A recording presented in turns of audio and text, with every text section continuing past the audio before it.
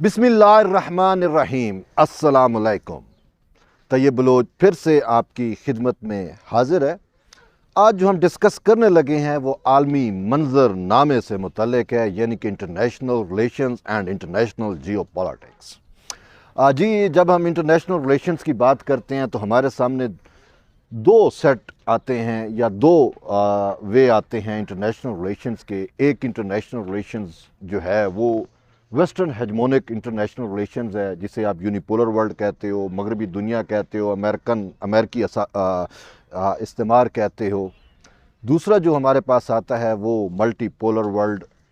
International relations हैं, या आप उसको कह सकते हो कि एशियन सेंचुरी, या फिर आप उसे रूस, चीन और फिर इस तरह की जो दीगर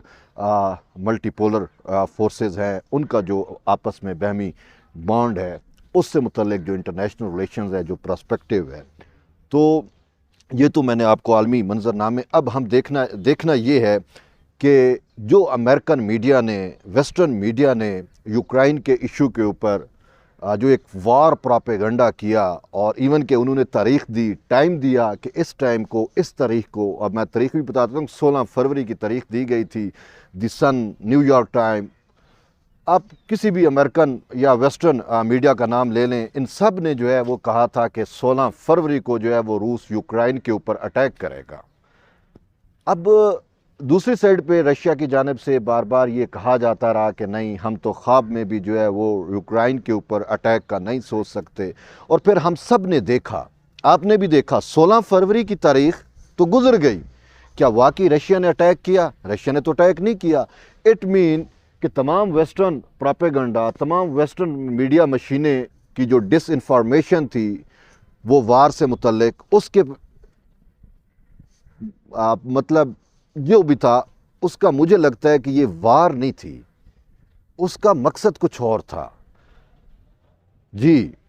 अब आप कहेंगे वो क्या मकसद था, मैं आपको बताता हूँ वो मकसद क्या था। बज़ाहिर तो इन्होंने रशिया के ऊपर इंटरनेशनल प्रेशर बिल्ड करने के लिए एक वार प्रोपेगेंडा किया, एक डिसइंफॉर्मेशन जो है उसको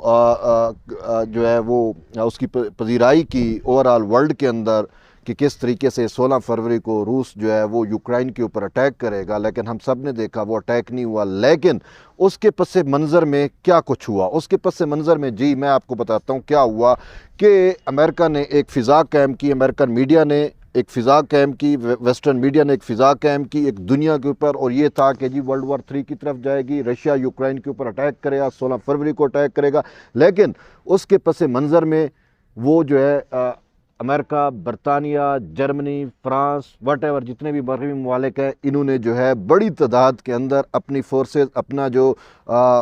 मशीन है, जो डिवाइसेस होती हैं, जो गोला बारूद, बम, जो भी आप कहें इससे रेलिवेंट, यानी वार से रेलिवेंट जितनी भी चीज़ें हैं, वो उन्होंने यूक्रेन के अंदर डंप करना शुरू कर दी। असल चीज़ ये है ताकि दुनिया की नज़र यहाँ पे ना जाए कि अमेरिका, कनाडा, बरतानिया कितना वेपन्स जो है वो यूक्रेन को भेज रहा है। इससे तवज्जो हटाने के लिए उन्होंने रशिया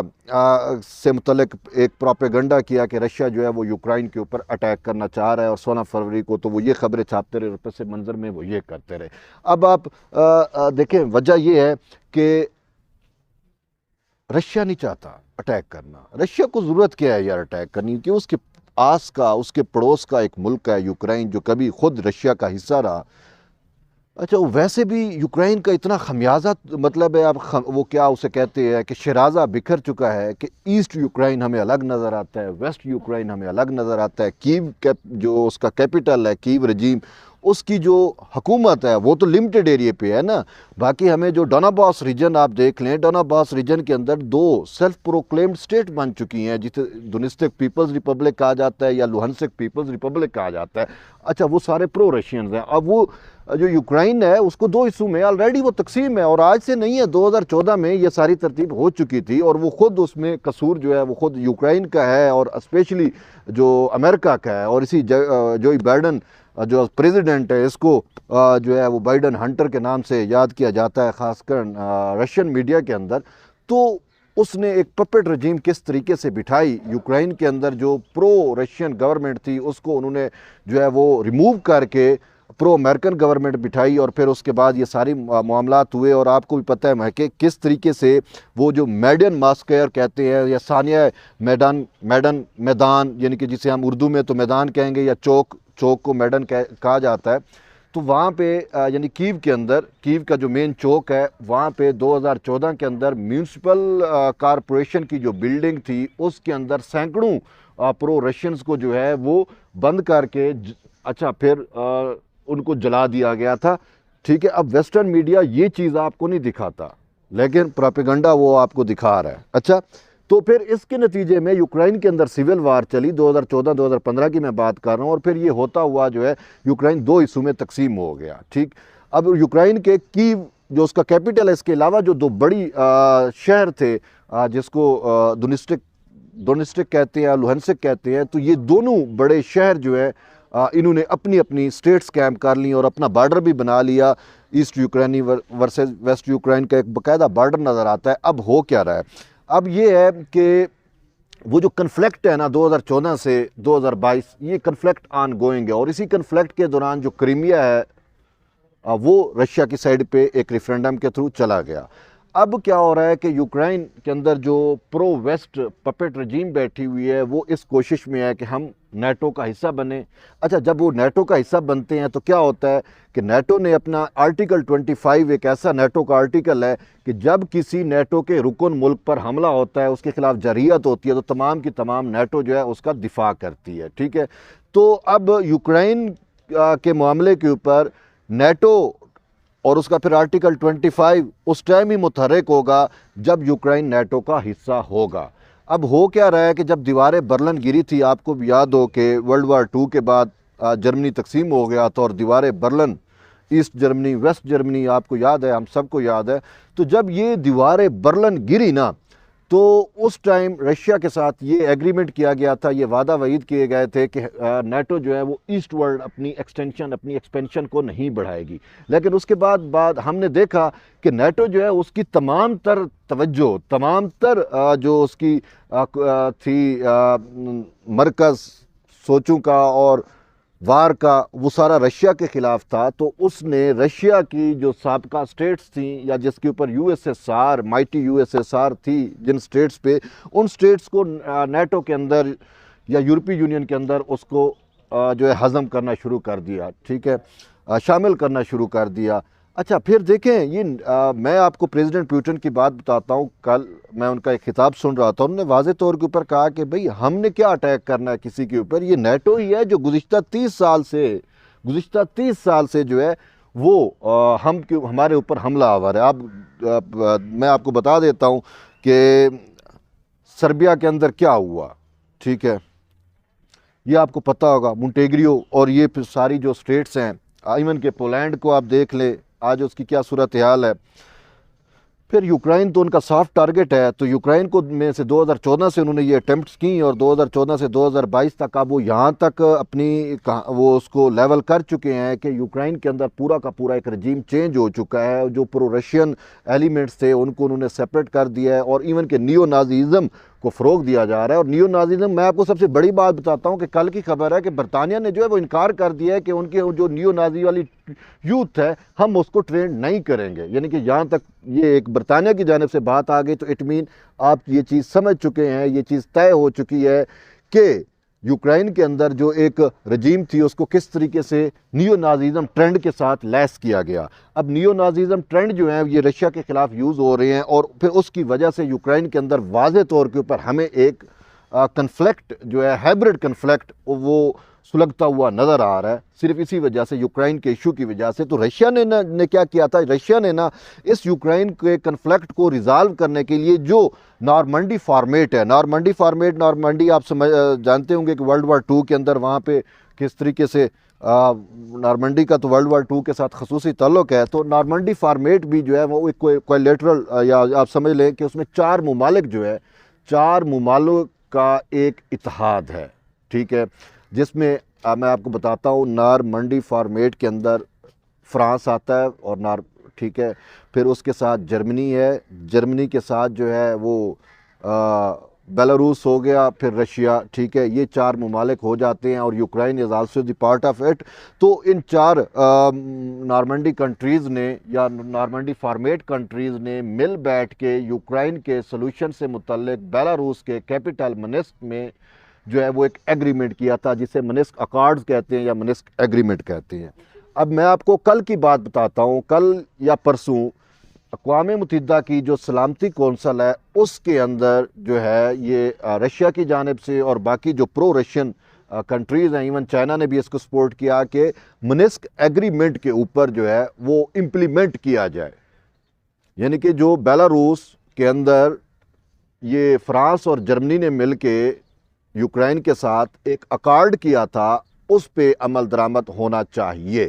یہ جو ہے اب اس پہ عمل درآمد کے لیے مطلب بات یہ ہے کہ عمل درآمد اس پہ ہو کیوں نہیں رہا، یہ میں آپ کو بتاتا ہوں. عمل درآمد اس پہ پتہ کیوں نہیں ہو رہا؟ امریکہ کی خواہش ہے، امریکہ یہ چاہتا ہے کہ کسی طریقے سے وہ نارمنڈی فارمیٹ کی ان یوکرائن سے متعلق ٹاکس کا حصہ بنے، لیکن امریکہ اس کا حصہ نہیں بن سکتا کیونکہ امریکہ جو ہے وہ نارمنڈی فارمیٹ کے اندر آتا ہی نہیں ہے. جیسے نارمنڈی فارمیٹ کے پھر نیچے یو این ایس سی والے جو ہے یا اس ٹائپ کے پیس مشن بھی بنے ہوئے ہیں، خاص کر او ایس سی ای جسے کہتے ہیں، اس کا پیس مشن بھی بنا ہوا ہے جو ان وار زون میں جا کر صورتحال اور ان چیزوں کا جائزہ بھی لیتا ہے. تو اب امریکہ اس کا حصہ نہیں بن سکتا. امریکہ کی شدید خواہش ہے اور اس وجہ سے امریکہ جو ہے وہ پرابلمیٹک ہے. اس نارمنڈی فارمیٹ کا جو سلوشن ہے ڈونباس ریجن سے متعلق، جو سلوشن ہے یوکرائن سے متعلق، اس پہ امپلیمنٹیشن جو ہے وہ امریکہ نہیں ہونے دے رہا. اور پھر یہ جو کنفلکٹ ہے اس کو مسلسل 2014 سے لے کر اب تک اس کو فیول کر رہا ہے، بڑھا رہا ہے. اور وجہ کیا ہے کہ نیٹو کو جو ہے وہ جو میں نے شروع میں بات کی کہ یوکرائن کے اوپر پریشر آئے گا، یوکرائن کو ہم یہ شو کریں گے جیسے ہم نے یورپ کو بتایا ہوا ہے کہ رشیا از یور اینیمی، تو ہم یہی کہیں گے کہ رشیا جو ہے وہ آپ پہ حملہ کرنا چاہتا ہے. تو اس دباؤ میں آ کے یوکرائن کے جو لوگ ہیں یا یوکرائن کی جو گورنمنٹ ہے وہ یہ ڈیسائیڈ کرے گی کہ ہم نیٹو کو جوائن کرتے ہیں، اور جب وہ نیٹو کا حصہ بنیں گے تو پھر وہ اسی کنفلکٹ کو یوز کر کے نیٹو کے آرٹیکل 25 کو متحرک کریں گے اور پھر رشیا کے خلاف ایک جنگ کا محاذ گرم کریں گے. لیکن یہ تو خیر اٹیمپٹس ہو رہی ہیں، لیکن میں آپ کو بتاؤں کیا اگر ایسا ہوتا تو 16 فروری تو گزر گیا، تو نیٹو اٹیک کرا سکتی تھی یوکرائن کے تھرو، تو رشیا اس کا رسپانس کرتا، لیکن وہ کیوں نہیں کرا ہے؟ اس کی بھی ایک وجہ ہے. نیٹو سمجھتی ہے، نیٹو جانتی ہے کہ وہ رشیا سے نہیں جیت سکتی. یہ میں آپ کو سچ بتا رہا ہوں، نیٹو یہ سمجھتی بھی ہے، جانتی بھی ہے، اور یہ حقیقت بھی ہے، رشیا سے نیٹو نہیں لڑ سکتی. اسی وجہ سے وہ اپنی پراکسیز کو جو ہے یا پراکسیوں کو جو انہوں نے متحرک کیا ہوا ہے اگینسٹ رشیا. ٹھیک، تو یہ صورتحال ہے. اب 16 فروری گزر گیا، رشیا کے اوپر اٹیک نہیں ہوا، تو یعنی کہ یوکرائن کے اوپر اٹیک نہیں ہوا. میں آپ کو مزے کی ایک بات بتاؤں کہ رشین فارن منسٹری کی جو ترجمان ہے ماریا زخارووا، انہوں نے واضح طور کے اوپر کہا کہ بلکہ نام لے کے مغربی میڈیا کی جو ڈس انفارمیشن آؤٹ لیٹس ہیں ان سب کا اس نے نام لے کے واضح طور کے اوپر کہا کہ آپ رشیا کی اگلی انویژن کا شیڈول بھی جو ہے وہ شائع کر دے، بتا دے، تاکہ میں اپنی چھٹیاں جو ہیں اس حوالے سے پلان کر سکوں. تو بہرحال یہ ایک چیز ہے. اب اس کا جو میں دوسرا ایک پہلو بھی بتاؤں کہ یہ صرف رشیا نہیں ہے، لیکن میں ایک چھوٹی سی بات اور آپ سے شیئر کرنا چاہ رہا ہوں اس پہ جب اتنی بات ہو گئی تو. ہاں، وہ 16 فروری کی جو اہم تاریخ تھی جو مغربی میڈیا کی جانب سے دی گئی تھی کہ رشیا اٹیک کرے گا، اس 16 فروری کی صبح کا میں نے فوٹیج دیکھا کہ رشین فارن منسٹر اور رشین جو ڈیفنس منسٹر ہیں یہ اکٹھے بیٹھے بڑا چلنگ ماحول میں بیٹھے ہوئے تھے. اور پھر یہ نہیں بلکہ اسی 16 فروری کو جو مغربی میڈیا نے یہ کہا تھا کہ 16 فروری کو انویژن ہوگی یوکرائن کی، رشیا انویڈ کرے گا یوکرائن کو، تو اس دن رشین جو ڈیفنس منسٹر ہیں وہ ہمیں میڈیٹیرین سی کے اندر رشیا کی، یعنی کہ میڈیٹیرین سی سمجھ گئے ہوں گے ایک بہت بڑی وہ چیز ہے اور جیو پولیٹیکل، اس نے امریکہ کو میسج بھی دیا کہ آپ یوکرائن کی بات کرتے ہو، let's come and fight with us in Mediterranean sea. ٹھیک ہے، تو سیریا کی جو پورٹ ہے میڈیٹیرین سی کے اندر، وہاں پہ رشین نیول جو ایکسرسائزز ہو رہی تھیں اور رشین فارن منسٹر وہاں پہ موجود تھے، اور انہوں نے ورلڈ وائڈ ایک میسج دیا کہ they can't fight with us simply. But وہ کیا کر سکتے ہیں؟ وہ اس ٹائپ کی پراکسیز یوز کر کے اس کے لوگوں کو جو ہے وہ قربانی کا بکرا بنا کے ملکوں کو ان کی اندر پپٹس رجیم کو، تو وہ اس ٹائپ ترتیب کر کے رشیا کے اوپر یا چائنا کے اوپر بھی پریشر جو ہے وہ ڈال سکتے ہیں، and they are doing like this. تو بہرحال ہمارا آج کا یہی تھا کہ 16 فروری تو گزر گئی لیکن حملہ نہ ہوا، اس کا جو فائدہ ہے وہ خصوصاً امریکہ نے حاصل کیا. اس نے اپنا تمام بارود، تمام اسلحہ جو ہے وہ یوکرین کے اندر ڈمپ کیا، اب بھی کر رہا ہے، اور پھر وہ رشیا کے خلاف ایک نئی جنگ بندی کے لیے جو ہے وہ حکمت عملی تیار کرے گا. لیکن اس دوران میں آپ کو بتاؤں ہو کیا رہا ہے کہ جو ڈان باس ریجن ہے، دو D P R L P R دو سٹیٹس ہیں، سیلف پروکلیمڈ سٹیٹس ہیں اسی یوکرائن کے اندر، جنہوں نے سول وار کے نتیجے میں یوکرائن سے علیحدگی اختیار کر لی تھی. وہاں پہ جو ہے کشیدگی بڑھ چکی ہے، اور یوکرائن کی forces with the help of NATO وہاں پہ وہ اٹیک کر رہی ہیں، اور ایرو سویلین آبادی جو ہے وہ اس کا نتیجہ بن رہی ہے. بہرحال اس کنفلکٹ سے متعلق مزید بھی میں آپ کو ڈونباس ریجن اور اس سوال سے مزید بھی ایک الگ سی ویڈیو بناؤں گا تاکہ آپ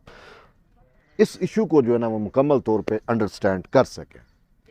تو آج تک کے لیے اتنا ہی. بہرحال طیب بلوچ کے ساتھ رہیے، انشاءاللہ پھر دوبارہ آپ کے ساتھ ایک نئے ٹاپک کے ساتھ گفتگو ہوگی. جنہوں نے میرے چینل کو سبسکرائب نہیں کیا